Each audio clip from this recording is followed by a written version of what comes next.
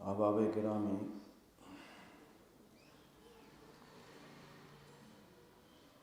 ہم جس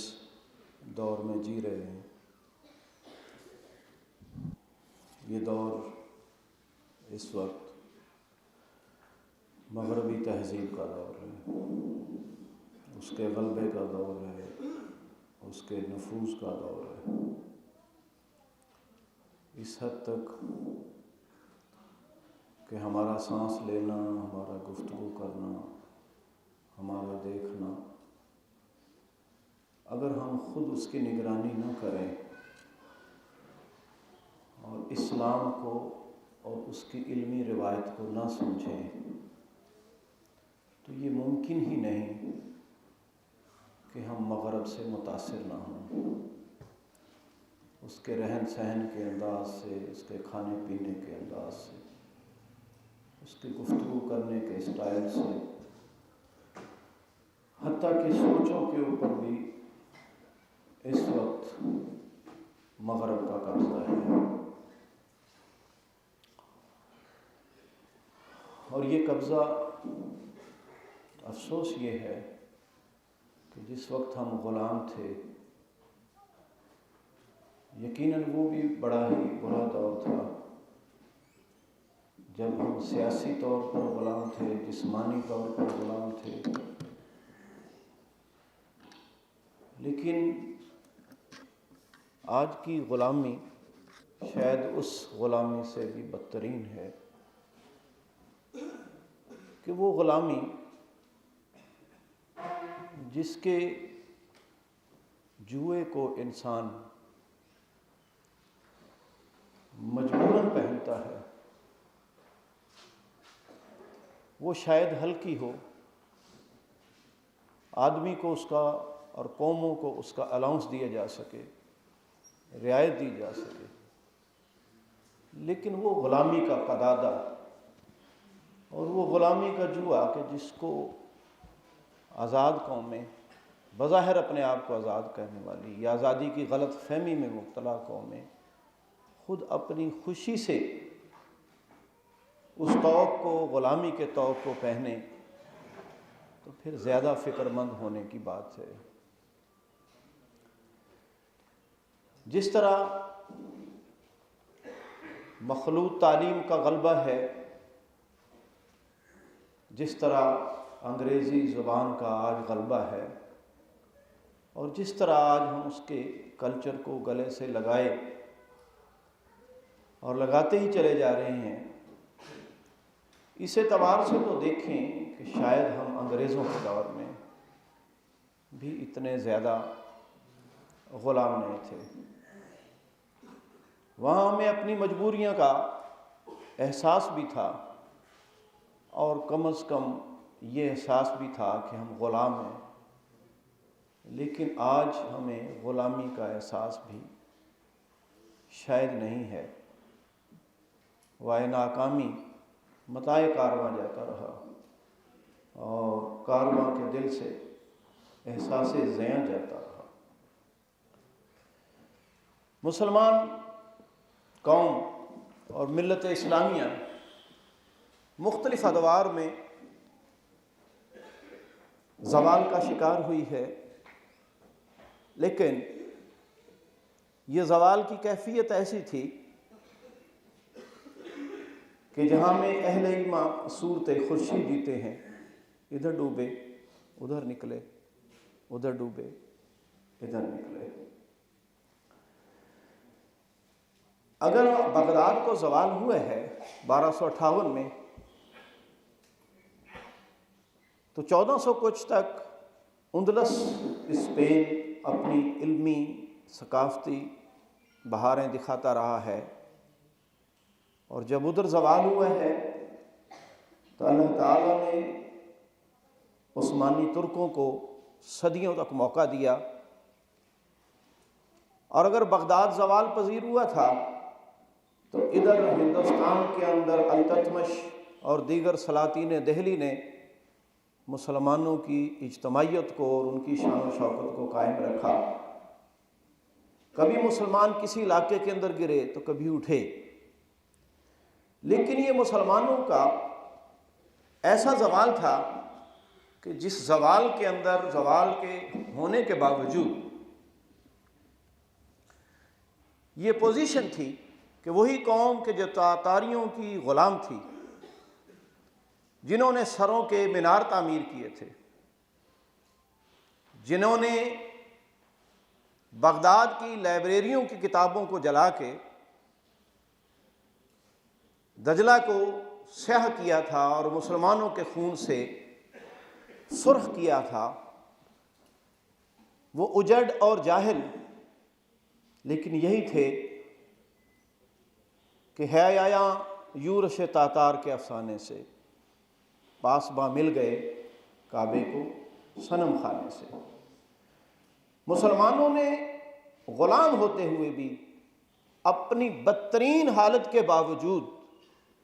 لیکن ان کے اندر ایمان کی رمق موجود تھی، اور دوسری بات یہ تھی کہ مقابلے کے اندر انہیں کسی بڑے علمی، فکری اور ثقافتی لحاظ سے کسی بڑی طاقت کا مقابلہ نہیں تھا۔ تہذیبی لحاظ سے اب بھی مسلمان اس قابل تھے کہ وہ تاتاریوں کو عقلی اور فکری لحاظ سے مروب کر سکیں، متاثر کر سکیں۔ لہذا ایک ہی صدی کے اندر دنیا نے یہ دیکھا کہ وہی جو مفتوح قوم تھی، وہی علمی اور ثقافتی لحاظ سے فاتح بن کر کھڑی ہوئی، اور پھر انہی تاتاریوں کی نسلوں نے اسلام قبول کیا، اور پھر اسلام کے پھریرے کو لہرانے کے وہ حقدار قرار پائے۔ تو حضرات محترم، لیکن آج کا المیہ، آج کا زوال، اس دور کا زوال جو پچھلی 2-3 صدیوں سے شروع ہوا ہے، ابھی تک ہم اسی گراوٹ کی طرف جا رہے ہیں بحیثیت مجموعی۔ اگرچہ کہیں کہیں اسلامی کلچر اور تہذیب کے احیاء کی باتیں ہیں، اس کے اندر جان نظر آتی ہے، لیکن مجموعی لحاظ سے ہم نے ان لوگوں نے ہی نہیں کہ جو ہمیشہ ہی ہر چڑھتے سورج کے پجاری ہوتے ہیں، بلکہ المیہ یہ ہے کہ اسلامی سوچ رکھنے والے بھی آج اس تہذیب اور کلچر کی وکالت کرنے لگ گئے ہیں کہ جس کے خلاف انہوں نے جد و جہد آزادی لڑی تھی، جس کے لیے ایک ملک حاصل کیا تھا، جس کے لیے کئی ملکوں نے آزادیاں حاصل کرنے کے لیے قربانیاں دی تھیں۔ آج وہ ملت اسلامیہ اور اس کے بڑے بڑے ذہن وہ متاثر و مروب ہیں، اور اسلامی تحریکوں کے اندر بھی کہیں کہیں یہ آوازیں پریشان کرتی ہیں کہ کیوں نہ ہم بھی انہی کے رنگ میں رنگے جائیں اور آگے نکل جائیں۔ ترقی، محض ترقی، جو مغربی تہذیب کی ایک اخلاقی قدر ہے، جس طرح مساوات کا نعرہ ہے، آزادی کا نعرہ ہے، تیسرا بڑا نعرہ ترقی کا ہے، جس نے صرف دنیا دار لوگوں کو ہی متاثر نہیں کیا، بلکہ اسلامی نقطہ نظر رکھنے والے اور امت کی احیاء کی بات کرنے والوں کے نقطہ نظر کے اوپر بھی اپنا اثر دکھایا ہے۔ تو یہ معاملہ جہاں ہے، اس کے اندر جب انگریزوں نے یہاں علماء کو پھانسیاں چڑھائیں، مجاہدین کو زیر کیا، مقامی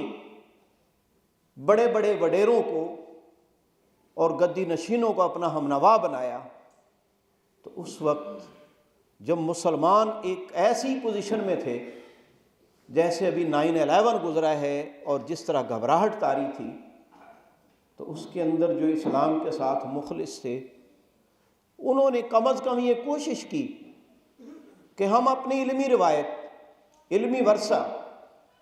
اور ہم نے اپنی تہذیب کو بچائیں، اور اس کے لیے دیوبند کی صورت کے اندر ایک مرکز وجود میں آیا۔ یہ لوگ بھی مخلص تھے، لیکن حالات کا مقابلہ کرنے کے لیے اور حالات کے اندر صحیح رہنمائی دینے کے لیے ایسی قیادت کہ جو نئے آنے والے علوم کا مقابلہ کر سکے، وہ ان کے بس میں نہیں تھا۔ انہوں نے علمی سرمایہ تو بچایا، ہماری مسجدوں اور مدارس کی آبادی کی صورت میں ہمارے ایمان اور ہماری فقہ اور ہماری قرآن اور حدیث کی روایت کو تو قابو رکھا، لیکن معاشرے کے اندر جو اترنے کی بات تھی اور معاشرے کے اندر پیدا ہونے والے نئے چیلنجز کا جو مقابلہ تھا، اس کے لیے افراد وہاں تیار نہیں ہوئے۔ اور دوسری طرف انہی دنوں میں علی گڑھ کی صورت میں سر سید جیسے انسان نے، جس نے اپنی ساری زندگی اس کام کے اندر لگا دی، اگرچہ ہمیں ان کے نظریات سے اختلاف ہے، لیکن میں ایک بات یہاں اسٹیج کے اوپر کہنا ضروری سمجھتا ہوں، اس لیے کہ اسلامی مدارس بنانے اور اس کے ذریعے سے اسلامی امت کے احیاء کے اوپر کسی کو بالکل بھی ایک فیصد بھی کوئی اختلاف نہیں ہے، لیکن بات یہ ہے کہ سر سید کے نظریات سے لاکھ اختلاف کریں، لیکن اس کی جو کمٹمنٹ تھی اپنے ادارے کے ساتھ اور جو اس نے صحیح سمجھا کہ امت کو ان حالات کے اندر اس کی معیشت کو، اس کے معاملات کو بچانا ہے،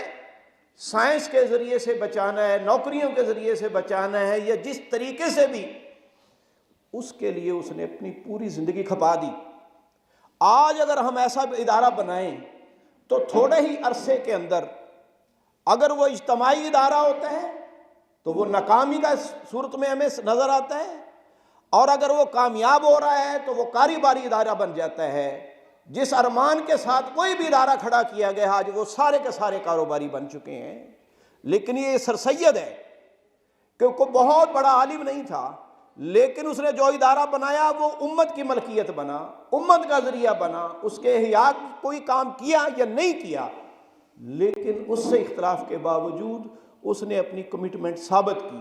لیکن آج ہمارے پاس اس کمٹمنٹ کا ایک فرد بھی ہو تو یقین کیجئے کہ مغربی کلچر کی دھول کو ہم اڑا سکتے ہیں، ختم کر سکتے ہیں، لیکن یہ خود ہماری اپنی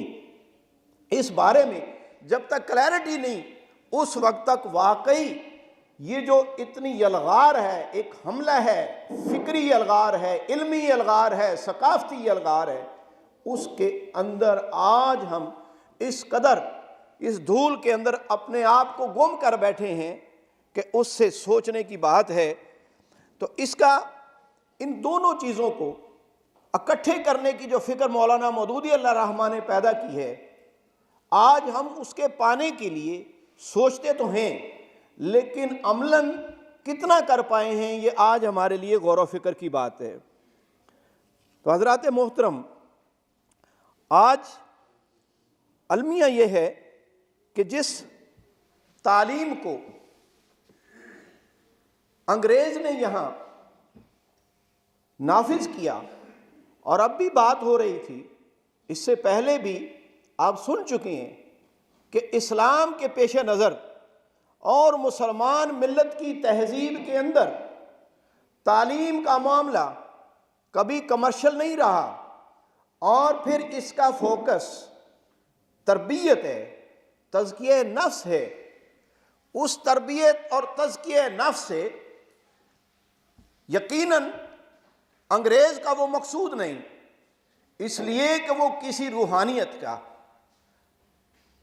انفرادی دائرے کے اندر تو اجازت دیتا ہے، لیکن اجتماعی دائرے کے اندر کوئی فرد اجتماعی تزکیے کی بات کرے، اجتماعی روحانیت اور اخلاق کے فروغ کی بات کرے، یہ ان کے ہاں، اور مذہب کی بات کرنا یہ انفرادیت کی حد تک ہے۔ اجتماعی معاملات کے اندر کسی مذہب کو کسی پارلیمنٹ میں، کسی تعلیم گاہ میں، کسی منڈی میں اس کے اصولوں کو اختیار کرنے کی اجازت، تھوپنے کی اجازت نہیں ہے۔ لہٰذا اسی کا نتیجہ ہے کہ آج ہم دیکھتے ہیں کہ ایک استاد ایک تعلیم کا سپلائر بن کے رہ گیا ہے، وہ محض کچھ الفاظ کو رٹوانے، کچھ معلومات، کچھ انفارمیشنز دینے کا ایک ذریعہ بن کے رہ گیا ہے، جبکہ تعلیم حاصل کرنے والا محض ایک گاہک ہے، طالب علم اس کے نزدیک ایک گاہک ہے،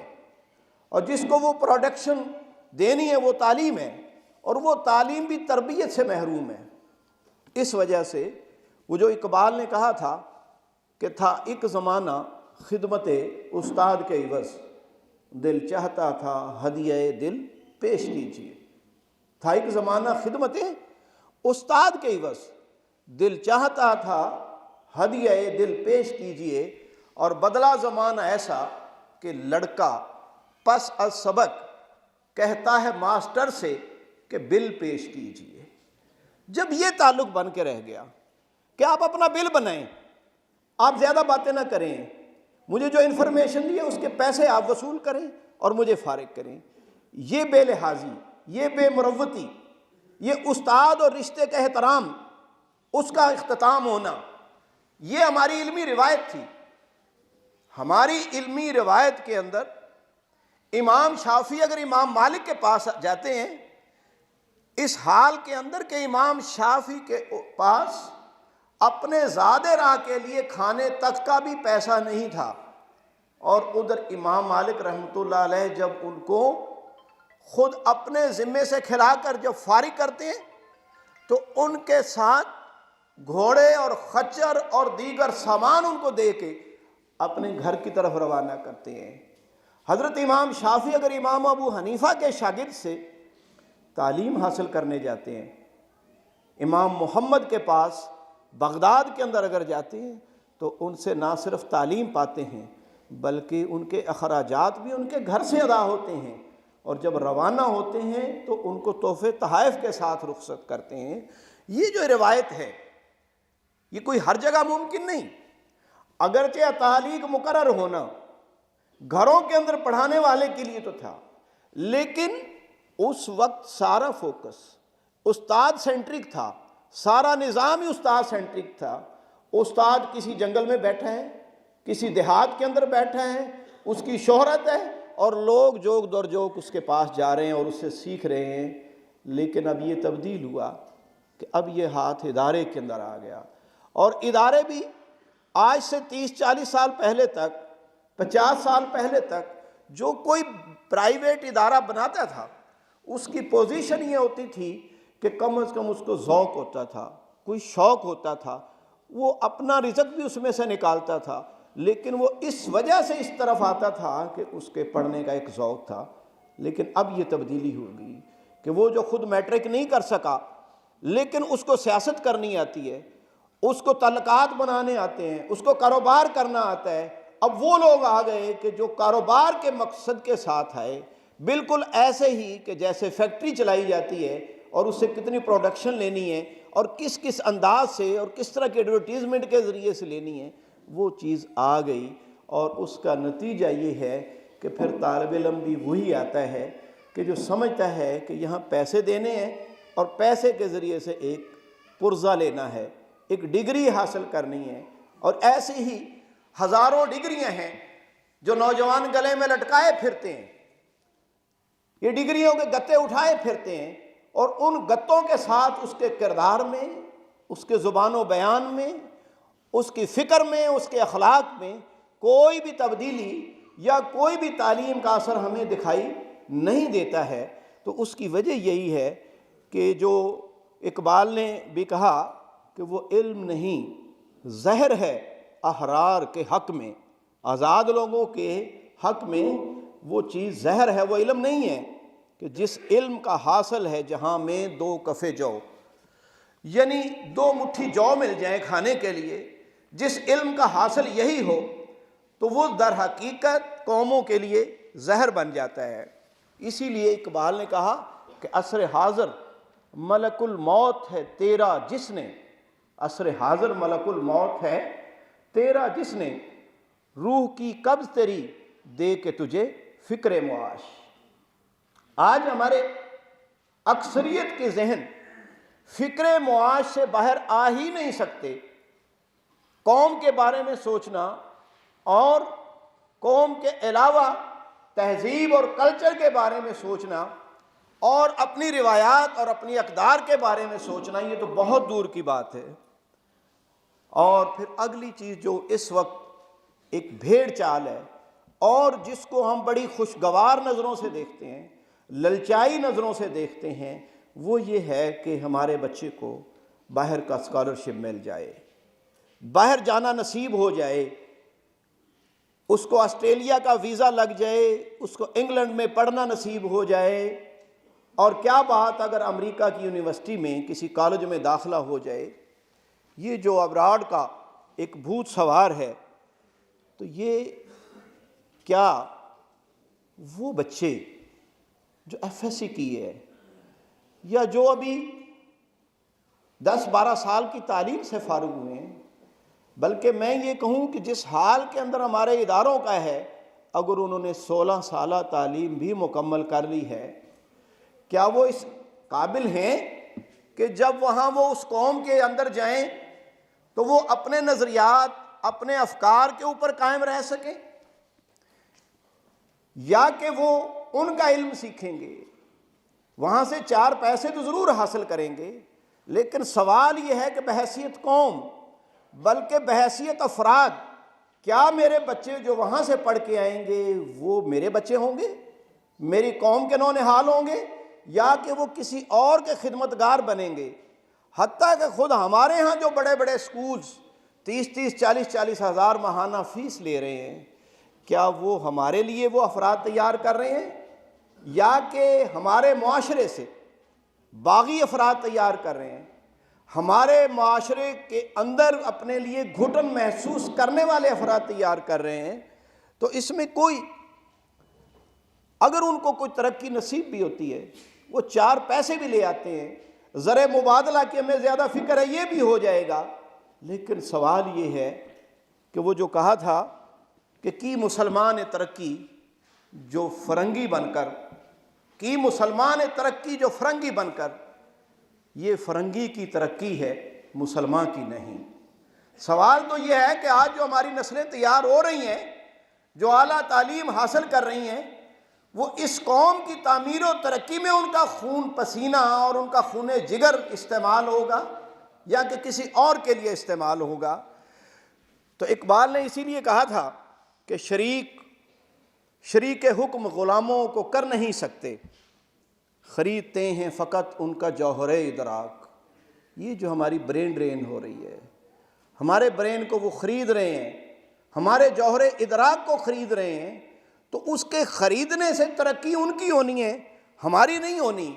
اور اگر ہم وہاں بس بھی جائیں گے، ہم کر بھی لیں گے، تو اقبال کے بقول جو یورپ کے اندر خود رہ کے آیا تھا، بلکہ بقول مولانا مودودی کہ وہ جتنا یورپ کے اندر گیا، ان کے شراب خانے کی تہ تک پہنچا، وہ اتنا ہی اچھا مسلمان بن کے وہاں سے باہر نکلا تھا۔ تو وہ کہتا ہے کہ شریک حکم غلاموں کو کر نہیں سکتے۔ آپ امریکہ کے پڑھ پڑھ کے بچے بھی دے دیں، لیکن وہاں حکم انہی کا چلے گا۔ انہوں نے نظام ایسا دیا ہوا ہے، انہوں نے ذہنی طور پہ ہمیں ایسا غلام بنایا ہے کہ ہم ان کے خدمتگار ہی ہوں گے، چاہے عہدوں کے لحاظ سے ہم بڑی سے بڑی ترقی بھی حاصل کر لیں۔ تو البتہ اگر کوئی وہاں جانے کا رستہ ہے اقبال کے نزدیک، اگر کوئی فکر ہے کہ وہ جائے، خود اقبال بھی کہا، لیکن وہ اس وقت ہے کہ جب آپ اپنی نسلوں کو، اپنے بچوں کو اس حد تک میچور کر چکے ہوں، اسلام ان کے اندر اس حد تک اتار چکے ہوں کہ لا الہ الا اللہ ان کا حق بن چکا ہو۔ فرمایا کہ جوہر میں ہو لا الہ تو کیا خوف، جوہر میں ہو لا الہ تو کیا خوف، تعلیم ہو گو فرنگیانہ۔ اگر تعلیم فرنگی بھی ہے، اقبال نے بھی وہی فرنگی تعلیم حاصل کی، محمد علی جوہر نے بھی وہی فرنگی تعلیم حاصل کی، اور اسی طرح بہادر یار جنگ نے بھی وہی فرنگی تعلیم حاصل کی، لیکن یہ لوگ ساری عمر اس قوم کو اس تعلیم کے جاننے اور اس کی گہرائی میں اترنے کے بعد اس نتیجے پہ پہنچے تھے کہ مسلم امہ کو جگانے کی ضرورت ہے، ان کی خودی کو بیدار کرنے کی ضرورت ہے۔ اور اگلا مسئلہ جو اس وقت پہلے سے بھی کہیں زیادہ ہمارے اوپر حاوی ہے، وہ زبان کا مسئلہ ہے۔ آج تک یہ قوم فیصلہ نہیں کر سکی، اور خود ہم جو تحریک احیاء اسلام کے لیے برپا کی گئی ہے، ہم بھی ابھی تک جو اس زبان کے خلاف بولنے والے تھے، ہم خود وہی تعلیمی ادارے قائم کر رہے ہیں۔ یقیناً مجبوریاں اپنی جگہ پہ ہیں، اور قومیں مجبوریوں کے اندر ہی اپنے راستے بناتی ہیں، لیکن اگر مقصود ہی وہ بن جائے، جیسا کہ عموماً معاشرے نے قبول کر لیا کہ اس زبان کا معاملہ ہم معمولی نہ سمجھیں، انگریز نے انگریزی کو نافذ کیا تھا، کوئی خاص وجہ تھی۔ پہلے اس نے عربی اور فارسی سے ہمیں الگ کرنے کے لیے اردو اور انگریزی کے ساتھ مانوس کیا، اور اب جوں جوں اردو اپنے لٹریچر میں رچ ہو گئی، اس قابل ہو گئی کہ اس کے اندر تفسیر کا، اس میں اندر تاریخ کا، اس میں اندر حدیث کا، اس کے اندر سیرت اور تاریخ اسلام کا سرمایہ عام ملنے لگا، تنقیدی سرمایہ اور تخلیقی سرمایہ اس میں وجود میں آ گیا، تو اب اس نے ہمیں اردو سے بھی دور کرنے کا پورا انتظام کر دیا ہے، اور خود ہمارے ہاتھوں سے کر دیا ہے۔ اس کی وجہ یہ ہے کہ جب ایک زبان سے ایک قوم آری ہو جاتی ہے تو دو اثرات اس پر لازماً مرتب ہوتے ہیں۔ جب کوئی قوم اپنی زبان سے فارغ ہو جاتی ہے یا اس کے بارے میں احساس کمتری کا شکار ہو جاتی ہے تو دو اثرات اس کے اوپر ضرور مرتب ہوتے ہیں۔ ایک تو اس کا اپنے تاریخی سرمایہ سے، تاریخی لٹریچر سے، اپنے ادب اور ثقافت سے، اس کی معلومات سے رشتہ کٹ جاتا ہے، اور دوسری بات یہ ہوتی ہے کہ اس کے نتیجے میں اس قوم کے لیے یہ ممکن ہی نہیں کہ وہ کوئی تخلیقی کام کر سکے، کوئی تعمیری کام کر سکے، کوئی انوینشن کر سکے، کوئی بڑی چیز تخلیق کر سکے۔ یہ سارے ہی مربیین فلسفی تعلیم کے اس چیز کے اوپر متفق ہیں کہ بچہ اپنی قوم، اپنی زبان میں، بلکہ اپنی مادری زبان میں جس طرح سوچتا ہے، جس طرح دیکھتا ہے، حتیٰ کہ خواب دیکھتا ہے، اسی زبان کے اندر وہ تخلیق کر سکتا ہے۔ آج ہم نے کتنا انگریزی کے اوپر زور لگایا، کتنا زور لگایا، لیکن ایک ادیب بھی ہم انگریزی کا اچھا نہیں پیدا کر سکے، ایک صحافی بھی ہم محمد علی جوہر جیسا انگریزی اچھی لکھنے والا پیدا نہیں کر سکے۔ یہ ممکن ہی نہیں ہے، کوئی ایک ریئر چانس بھی نہیں ہے کہ ہم کر سکتے۔ ہم منہ ٹیڑھا کر کے انگریزوں کی نقل تو کر سکتے ہیں، لیکن کوئی جوہر قابل ہم نہیں دینے کی پوزیشن میں ہیں۔ تو اس لیے اس زبان کے مسئلے کے اوپر بھی ہمیں غور و فکر کرنے کی ضرورت ہے۔ آپ کے سامنے وہ تجربہ ہوگا کہ جب اردو کے اندر عثمانیہ یونیورسٹی جو حیدرآباد دکن کے اندر تھی، اس کے میڈیکل کے طلبہ جنہوں نے اردو، آج نہیں، یہ 50-60 سال پہلے کی بات کر رہا ہوں، 70 سال پہلے جب یہ یونیورسٹی قائم ہوئی تھی، اس وقت کی بات کر رہا ہوں کہ وہی ڈاکٹرز جو انگلینڈ میں گئے اور وہاں ان کو نوکریاں بھی ملی، اور خود انگلینڈ کی کمیٹیوں نے اس چیز کو تسلیم کیا کہ انڈیا کے وہ طالب علم، وہ MBBS ڈاکٹر جو انگریزی میں پڑھ کے آئے ہیں، وہ اپنے مضمون کے بارے میں اتنے کلیئر نہیں ہیں جتنے وہ جو اردو میں پڑھ کے آئے ہیں، جتنے ان کے کنسیپٹ کلیئر ہیں۔ اس کی وجہ یہ ہے کہ انسان جس زبان میں گفتگو کرتا ہے، اسی زبان کے اندر لکھنا، بولنا اور سوچنا اس کے لیے آسان ہوتا ہے۔ یہاں تو ہماری ساری صلاحیتیں ہی اس میں صرف ہو جاتی ہیں 16 سال کہ ہم انگریزی کیسے اچھی بول سکیں۔ یہ انگریزی زبان ہو یا کوئی بھی اور زبان، یہ ایک بیریئر ہے جو ہماری ترقی کے اندر لگا ہوا ہے۔ کرنل محمد خان ہمارے ملک کے بہت بڑے مزاح نگار ہیں، انہوں نے ایک جگہ لکھا ہے کہ ایک مرتبہ وہ ایجوکیشن کور میں تھے، فوج کے ایجوکیشن کور کے نگران تھے، تو ایک مرتبہ انگلینڈ سے کوئی ماہر تعلیم آیا، تو میں نے اس کو سارا وزٹ کرایا اور بڑا سینہ پھیلا کے میں نے یہ بھی کہا کہ ہمارے ہاں یہ ساری تعلیم جو ہے انگریزی میں دی جا رہی ہے۔ میں نے کہا مجھے بڑی شاباش ملے گی۔ تو اس نے کہا کہ وہ حیران ہوا، اور اس نے کہا کہ اگر یہی کام میں انگلینڈ کے اندر کروں تو میرا ٹھکانہ کوئی تعلیمی ادارہ نہیں بلکہ مینٹل ہاسپٹل ہوگا، مجھے وہاں بھیج دیں گے۔ یہ وہ معاملہ ہے کہ جس کے بارے میں چوئن لائی جب پاکستان آیا تو جب اس نے اپنی زبان میں گفتگو کرنی چاہی تو ہمارے ممبران اسمبلی نے کہا کہ انگریزی میں کریں، ہم انگریزی میں سمجھ لیں گے۔ تو اس نے کہا، جو انگریزی جانتا تھا، لیکن اس نے کہا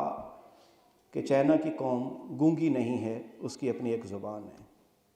تو یہ ایک اہم ہے معاملہ ہے، لیکن ہم اس کو بھی بالکل سرسری لے رہے ہیں۔ تو یہ دراصل ہمارے اوپر وہ ایک دباؤ ہے، ایک یلغار ہے۔ اور پھر اگلی بات یہ ہے کہ مخلوط تعلیم کے نتیجے کے اندر جو تھوڑا بہت احساس ذمہ داری تھا لڑکیوں لڑکوں کے اندر، وہ بھی انتہائی سطحی سطح تک آ گئے ہیں۔ سطحی معاملات پہ گفتگو کرنا اور اپنے آپ کو صرف اٹریکٹیبل ثابت کرنے کی کوشش کرنا، اس سے اوپر اکثر طلباء کی اور طالبات کی نظر اٹھ ہی نہیں سکتی۔ تو اس وقت بھی جو یونیورسٹیوں کی بہتات ہے، اب تک جو شرم و حیا کا ہمارے دیہات اور دور دراز کے علاقوں کے اندر کچھ تحفظ تھا، اب وہ بھی انتہائی خطرے کی زد کے اندر ہے۔ اگر سوات کے اندر یونیورسٹی بنے گی تو کب تک قبائلی روایات بچ سکیں گی؟ اگر ڈیرہ غازی خان اور لیا جیسے اداروں کے وہاں بھی وہی یونیورسٹیاں بنیں گی، اور وہاں پھر میں تو یہ کہتا ہوں کہ کوئی برے سے برا، بدماش سے بدماش آدمی بھی کسی، اور بری سے بری عورت بھی کسی گلی کے نکڑ پہ 1 منٹ سے زیادہ کھڑے ہونے کی آج بھی جرت نہیں کر سکتے، کسی چوک میں کسی باغ میں بیٹھنے کی جرت نہیں کر سکتے۔ لیکن یہ تعلیمی ادارے ہیں، یہ کالجز اور یونیورسٹیاں ہیں جو ایسے مواقع ہی نہیں فراہم کرتے بلکہ اس کو جسٹیفیکیشن بھی دیتے ہیں، اور میل جول کے مواقع کی خود حفاظت کرنے والے پروٹیکٹر بن چکے ہیں۔ تو اس حال کے اندر کہ جس میں اقبال نے کہا تھا کہ جس علم کی تاثیر سے زن ہوتی ہے نازن، کہتے ہیں اسی علم کو ارباب نظر موت۔ اقبال عورتوں کی تعلیم کے خلاف نہیں ہے، عورتوں کے مقام کے خلاف نہیں ہے، لیکن وہ ایک بات بڑی اہمیت کی کرتا ہے کہ جب وہ یہ کہتا ہے کہ وجود زن سے ہے تصویر کائنات میں رنگ، اور اسی کے ساتھ سے ہے زندگی کا سوز در۔ وہ تسلیم کرتا ہے، لیکن آگے بڑی اہم بات کہتا ہے، مکالمات فلاطون نہ لکھ سکی لیکن، مکالمات فلاطون نہ لکھ سکی لیکن، اسی کے شعلے سے ٹوٹا شرار افلاطون۔ مراد یہ ہے کہ عورت اگرچہ خود ڈائلاگ، افلاطون کے ڈائلاگ جو مشہور ہیں کہ وہ اپنے بات کو سمجھانے کے لیے ڈائلاگ کا طریقہ اختیار کرتا تھا، اگرچہ عورت افلاطون خود نہیں بن سکی، وہ ڈائلاگ نہیں لکھ سکی، لیکن عورت نے افلاطون پیدا کیے، عورت نے حسین، فاطمہ نے حسین پیدا کیے۔ تو اگر فاطمہ ہوگی تو حسین پیدا ہوں گے۔ اگر عورت کی نظر میں حیا نہیں رہے گی، اس کا اپنا سرمایہ اخلاق ہی محفوظ نہیں رہے گا، اور اس کو بھی فیکٹریوں کے گرد چکر کاٹنے والا اور دفتروں کے طواف کرنے والی بنا دیا جائے گا، تو پھر اس کی گود میں محمد بن قاسم اور صلاح الدین ایوبی نہیں پل سکتے۔ یہ بات یقینی ہے، اور یہی نتیجہ ہے کہ آج جو اس تعلیم کے نتیجے میں عورت نکل رہی ہے، تو طلاق کی کثرت بھی پڑھے لکھے لوگوں میں سب سے زیادہ ہو چکی ہے۔ یہ المیہ کی بات ہے۔ اور اس کے اندر ایک بات وہ ہے آزادی افکار کی۔ جو جتنا زیادہ مہنگا اسکول ہے، جو جتنی زیادہ تعلیم کے اندر نمبرنگ میں آگے ہے، وہ اتنا ہی زیادہ اس کے بچے، اس کے پڑھنے والے خود اعتمادی کے نام پر، سیلف کانفیڈنس کے نام پر، ان کے اندر اپنی روایات سے بغاوت، اپنی اقدار سے بغاوت، اور ان کے اوپر سوالیہ نشان اٹھانا، اور ہر چیز کے معاملے میں تشکیک کو ہی بنیاد بنا کر اس کے لیے سمجھنا کہ اسی سے علم فروغ پائے گا۔ حتیٰ کہ اللہ اور اس کے رسول کے اوپر بھی سوالیہ نشان کھڑے کر دینا، یہ جو پوزیشن ہے، یہ جتنی آج ہمارے ہاں ہے شاید ہی پہلے ہو۔ اس کے بارے میں بھی ہمیں فکر مند ہونے کی ضرورت ہے۔ میں ایک مسجد کے اندر خطابت بھی کرتا ہوں، تو میرا ایک نمازی بچہ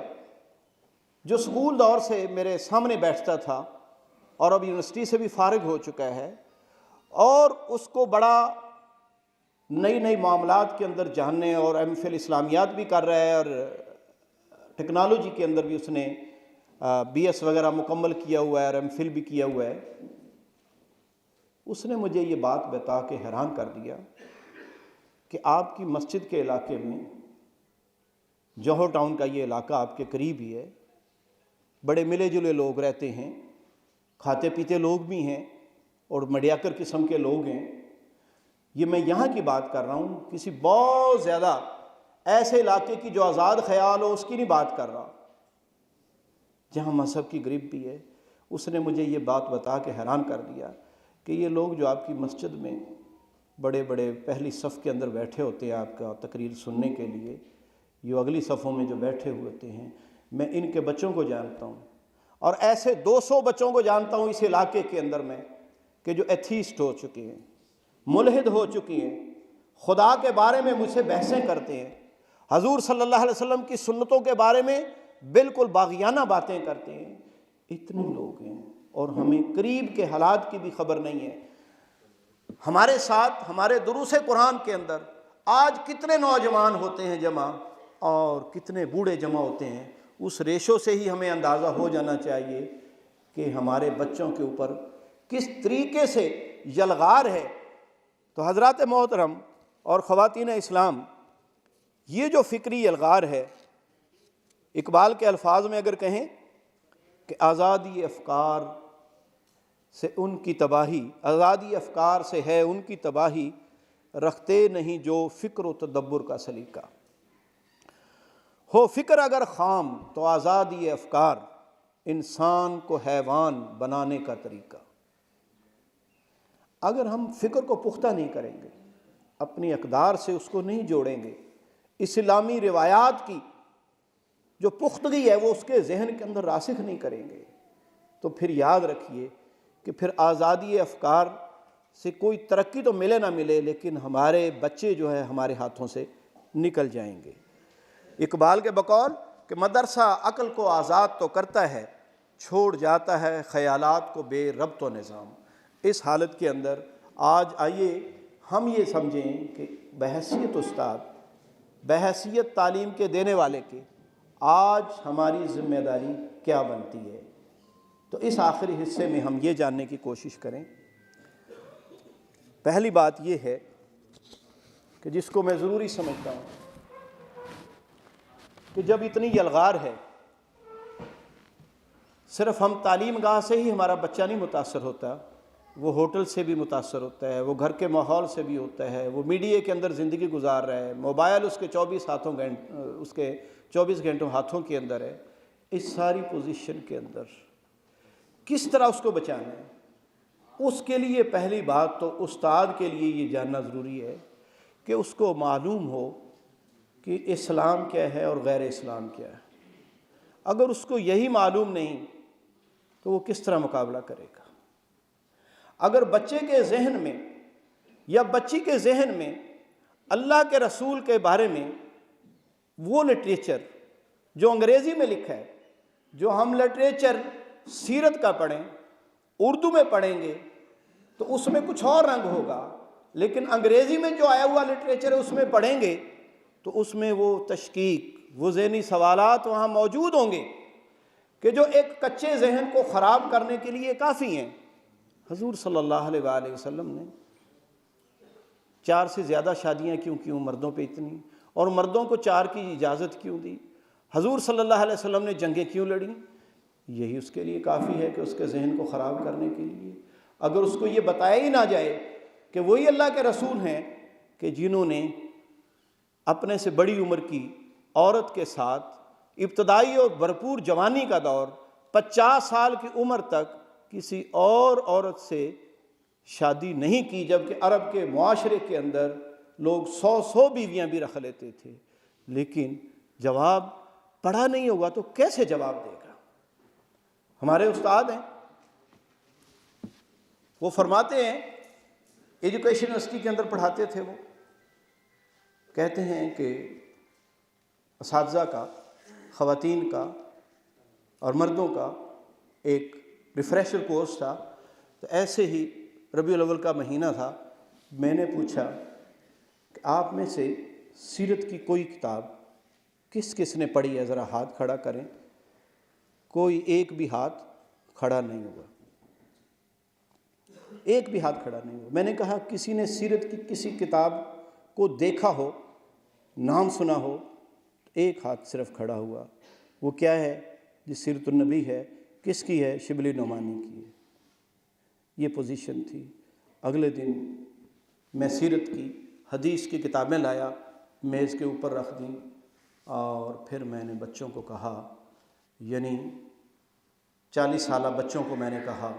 50 سالہ بچے جو آئے ہوئے تھے ان کو میں نے کہا، آئیں ایک ایک اٹھے، آتے جائیں اور ان سیرت کی اور حدیث کی کتابوں کو ہاتھ لگاتے جائیں اور بیٹھ جائیں، تاکہ آپ اپنے بچوں کو کہہ سکیں کہ میں نے سیرت کی کتاب کو ہاتھ لگایا ہوا ہے، میں نے حدیث کی کتاب کو چھوا ہوا ہے، اتنا ہی کہہ سکیں۔ اگر ہم اتنا بھی نہیں کر سکتے تو یاد رکھیے کہ ہم اپنی نسلوں کو گمراہ ہونے سے نہیں بچا سکیں گے۔ اسلام اور غیر اسلام کا فرق بتانا ضروری ہے۔ اگر آپ انگریزی لٹریچر بھی پڑھا رہے ہیں تو جہاں جہاں جو چیز آئے اچھے اور حکمت کے طریقے سے کم از کم یہ بتا دیں کہ اسلام میں یہ چیز جائز نہیں ہے۔ یہ بھی اپنا اثر کبھی نہ کبھی ضرور دکھائے گی۔ مجھے یاد ہے جمعیت کی ایک تربیت گاہ تھی کوئٹے کے اندر۔ تربیت گاہ میں ایک دیوبندی عالم دین تقریر کرنے کے لیے آئے، تو جب وہ تقریر کر رہے تھے، درس دینے کے لیے آئے، تو جب انہوں نے درس دیا، اب دیکھیں وہ درس دے رہے ہیں اور ہر 5 منٹ بعد، ہر 2 منٹ بعد کہتے ہیں میں ان چھوٹی چھوٹی منی منی داڑھیوں کے صدقے۔ پھر وہ درس دیتے تھے ایک آیت کا، آدھی آیت کا، اور پھر کہتے تھے میں ان چھوٹی چھوٹی منی منی داڑھیوں کے صدقے، جو جمعیت والوں نے رکھی ہوئی ہیں، کیونکہ دیوبند والوں کے نزدیک تو وہ ویسے ہی درست نہیں ہے۔ وہ اپنا پیغام بھی دے رہا تھا، وہ آدمی درس بھی قبول کر لیا اس نے، اور ہمیں بھی بیزار نہیں ہونے دیا، لیکن یہ ہے کہ اس نے یہ بات باور کرائی کہ داڑھی یہ منی منی چھوٹی چھوٹی جتنی بھی ہیں، لیکن اتنی منی نہیں ہونی چاہیے۔ تو بہرحال کہنے کا مطلب یہ ہے کہ یہ سبق باور کروانے کی ضرورت ہے کہ کیا اسلام ہے اور کیا نہیں ہے۔ پہلی بات تو یہ ہے، اس لیے کہ استاد ہی وہ چیز ہے کہ جو کسی کو بدل سکتا ہے، سلیبس کچھ بھی ہو، لیکن اگر استاد اپنا نصب العین رکھتا ہے واضح طور پر تو پھر وہ اس کو بھلاتا نہیں ہے، تو انشاءاللہ وہ ضرور اس میں کامیاب ہوگا۔ اور دوسری بات یہ ہے کہ استاد کو آئیڈیل بننا ہوگا۔ آج کیا ہم استاد کی حیثیت سے بچوں کے آئیڈیل ہیں؟ اگر ہم آئیڈیل بن جائیں گے تو جو آئیڈیل بن جاتا ہے پھر لوگ اس کو کاپی کرتے ہیں، اس کی سوچ کو آگے بیان کرتے ہیں، اس کی سوچ کو اپنا اوڑھنا بچھونا بناتے ہیں۔ انگریزی کے اندر ایک کیٹس نامی ایک شاعر تھا، اس کو دمے کی تکلیف تھی، وہ جوانی ہی میں مر گیا تھا، تو جب وہ شعر پڑھتا تھا تو دمے کی تکلیف کی وجہ سے مشاعرے کے اندر لمبے لمبے سانس لے کر وہ شعر پڑھتا تھا، کئی وقفے آتے تھے اس کی غزل پڑھنے میں۔ تو جب اس کے جو فین لوگ تھے، اس کے شاگرد تھے، عقیدت مند تھے، جب وہ اپنا کلام پیش کرتے تھے تو وہ بھی اسی کی طرح پوز کرتے تھے، اسی کی طرح پوز کرتے تھے۔ تو ہم سمجھتے ہیں کہ شاید بچہ اثر نہیں لے رہا ہوتا، بچہ اثر لے رہا ہوتا ہے۔ وہ تو جو اس کا استاد جس انداز سے منہ کو کر کے زبان کو چلا کے جس طرح کی بھی وہ اس کو ملتی ہے ظاہر اس کی، تو وہ اس کو اختیار کرتا ہے۔ تو آپ اگر اس کے محبوب بن گئے تو انشاءاللہ اس کے اندر کام کرنا آسان ہو جائے گا۔ تیسری بات یہ ہے کہ اس قوم کو مروبیت سے نکالنا ہے، اور مروبیت سے اسی وقت نکالیں گے کہ جب اقبال کی طرح آپ یورپ کو بھی سمجھتے ہوں گے اور اسلام کو بھی سمجھتے ہوں گے۔ اقبال نے کہا تھا نا کہ خیرہ نہ کر سکا مجھے جلوائے دانش فرنگ، سرما ہے میری آنکھ کا خاک مدینہ و نجف۔ تو یہ اس کے لیے ہمیں جو علم ہے، جو حاصل ہے، جس سے ڈگریاں ملی ہیں، اس پہ قناعت نہیں کی جا سکتی۔ اگر اسی کے اوپر قناعت کر کے بیٹھ گئے تو پھر معاملات ٹھیک نہیں ہوں گے۔ تو حضرات و خواتین، ہماری روایت استاد مرکز کی رہی ہے۔ اگرچہ اب ہم اداروں کے آگے مجبور ہیں، لیکن آپ اپنے کردار کے ذریعے سے استاد سینٹرک، ٹیچر سینٹرک اس معاملے کو کر سکتے ہیں، اور اپنے کردار اور اپنی للہیت کے ذریعے سے یہ کام کرنا ہے۔ اللہ تبارک و تعالی ہمیں عمل کی توفیق نصیب فرمائے۔ وآخر دعوانا الحمدللہ رب العالمین۔